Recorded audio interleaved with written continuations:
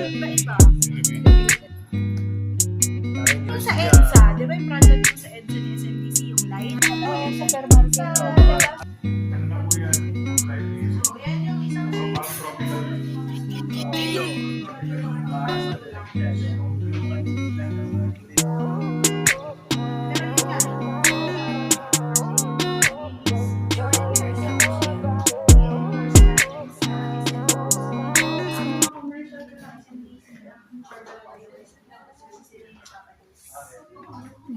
Office. okay na po. Tapos